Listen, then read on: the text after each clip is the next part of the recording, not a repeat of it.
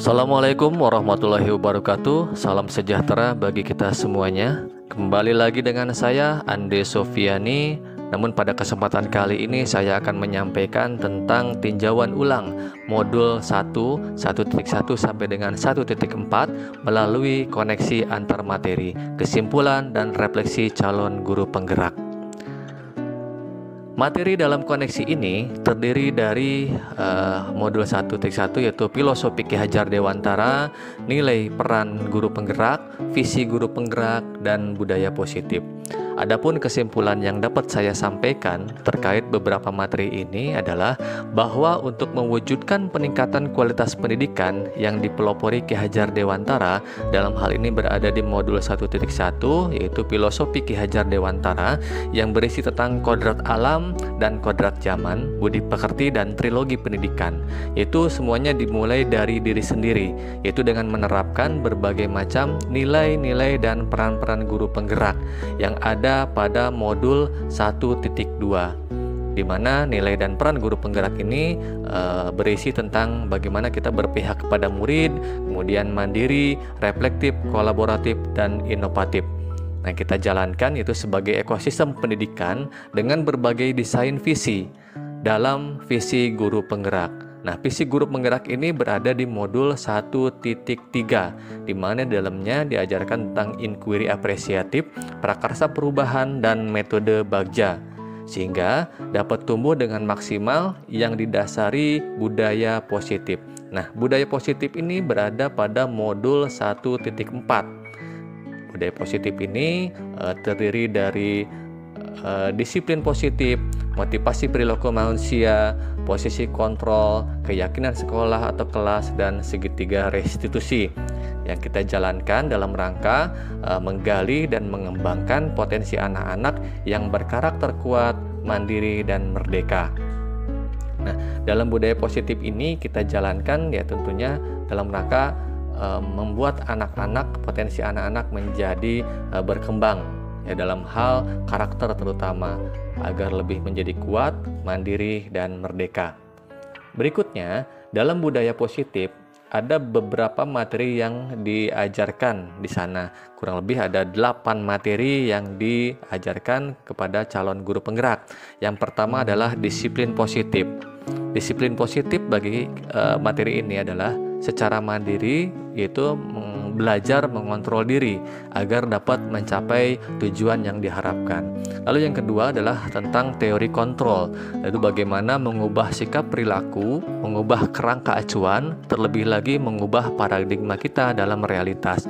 Yang ketiga teori motivasi, yaitu bagaimana kita mengetahui motivasi menghindari hukuman, kemudian mendapatkan penghargaan, kemudian motivasi menjadi orang yang mereka inginkan dan menghargai diri sendiri.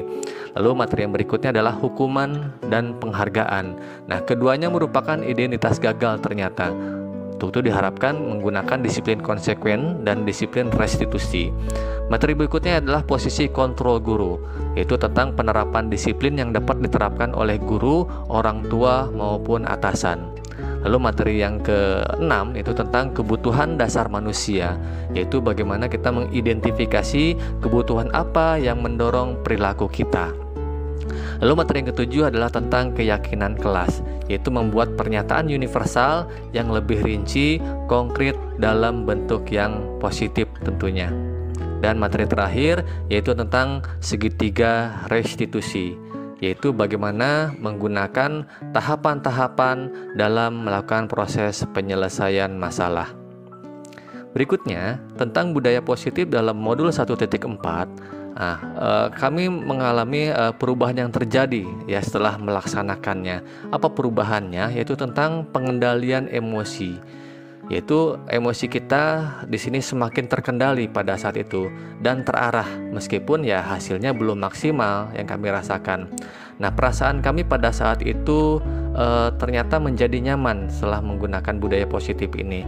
Kenapa? Karena emosi dapat dikendalikan dengan baik tanpa ada dampak yang negatif secara signifikan. Nah, lalu ada pengalaman yang dialami oleh kami terutama dalam hal penanganan siswa, yaitu dalam menggunakan budaya positif ini kita menjadi lebih dekat dan lebih dihormati oleh siswa. dan menjadi tumpuan siswa dalam penyelesaian masalah yang dihadapi. Nah, perbaikan konsep tentunya tidak perlu ya, karena konsep budaya positif itu sudah sangat baik ya. Nah, kemudian ada diajarkan bagaimana tentang melaksanakan 5 posisi kontrol. 5 posisi kontrol ini terdiri dari penghukum, kemudian sebagai teman, pembuat rasa bersalah, kemudian pemantau, dan sebagai manajer. Nah, 5 posisi kontrol ini dijabarkan dalam modul 1.4 secara rinci. Nah, sebelum mempelajari posisi kontrol ini, saya ternyata sudah melaksanakannya, yaitu berada pada posisi kontrol pembuat rasa bersalah ya. Nah, perasaan pada saat itu saya tidak menyadari jika akan berdampak pada murid menjadi rendah diri, kemudian murid juga merasa gagal dan murid tidak berharga. Namun setelah mempelajari posisi kontrol ini, saya lakukan yaitu sebagai posisi kontrol sebagai manajer. Nah, perasaan saya ternyata sekarang menjadi terkendali dalam watak dan karakter saya, sehingga berdampak positif juga kepada murid, yakni menjadi diri yang lebih baik tentunya yang mereka rasakan. Lalu perbedaan tentang pembuat rasa bersalah dan manajer sebagai posisi kontrol yang kami lakukan, ternyata ada pada dampak yang dialami murid. Secara signifikan, posisi kontrol manajer akan lebih berpengaruh positif. Lalu yang berikutnya, materi terakhir dalam modul 1.4 yaitu segitiga restitusi, di mana segitiga restitusi ini terdiri dari menstabilkan identitas, kemudian validasi tindakan yang salah, dan menanyakan keyakinan. Nah, 3 atau segitiga restitusi ini dijabarkan dalam modul 1.4 secara rinci juga melalui berbagai macam tayangan, di mana langkah yang pertama yaitu menstabilkan identitas. Nah, dalam menstabilkan identitas ini ada pernyataan bahwa kita semua akan melakukan hal terbaik yang bisa kita lakukan. Kemudian yang kedua yaitu validasi tindakan yang salah. Dalam pernyataan validasi tindakan yang salah, bahwa semua perilaku memiliki alasan. Dan yang terakhir yaitu menanyakan keyakinan. Dalam pernyataan ini kita semua memiliki motivasi internal. Nah, dalam penerapannya oleh calon guru penggerak, yaitu penerapan restitusi, ternyata kami pernah menerapkannya ya, namun tidak menyadari jika yang dilakukan itu ada pada tahap menstabilkan identitas. Jadi hanya pada tahap yang pertama ya dalam pelaksanaannya, tapi kami tidak menyadarinya. Nah, pada saat itu cara penerapannya sebelum mempelajari segitiga restitusi ini adalah hanya sekedar mengkonfirmasi kesalahan dan menyatakan bahwa tidak ada manusia yang sempurna, dan langsung pada saat itu memberikan solusi.